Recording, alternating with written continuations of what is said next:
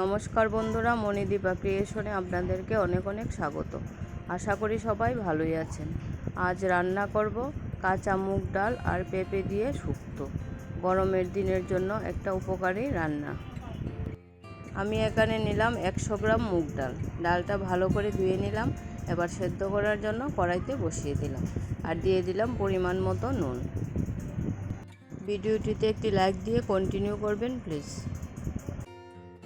আর এদিকে একটা বড় পেঁপে কেটে 4 ভাগের 1 ভাগ আমি নিয়ে নিলাম। এখন পেঁপেটা টুকরো টুকরো করে কেটে নেব।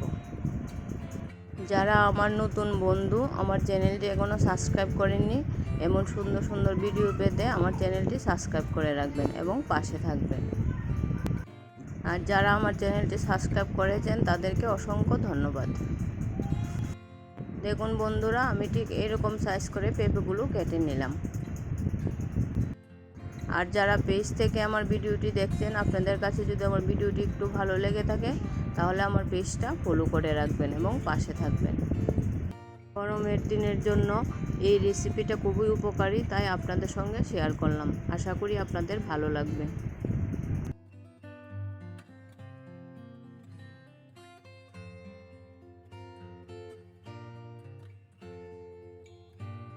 দেখুন বন্ধুরা, আমার ডালটা পুরো সুন্দর হয়ে সিদ্ধ হয়ে একদম মিশে গেছে।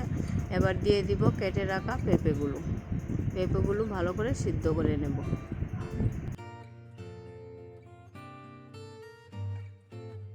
পেঁপেগুলো সিদ্ধ হয়ে গেছে, এবার নামিয়ে নিলাম। নামিয়ে এর মধ্যে দিয়ে দিলাম অল্প আদা কুচি।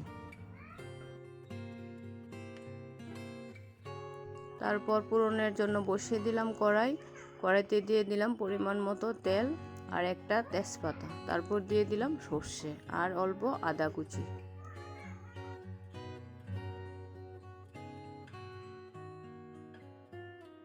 আর দিয়ে দিলাম অল্প চিনি।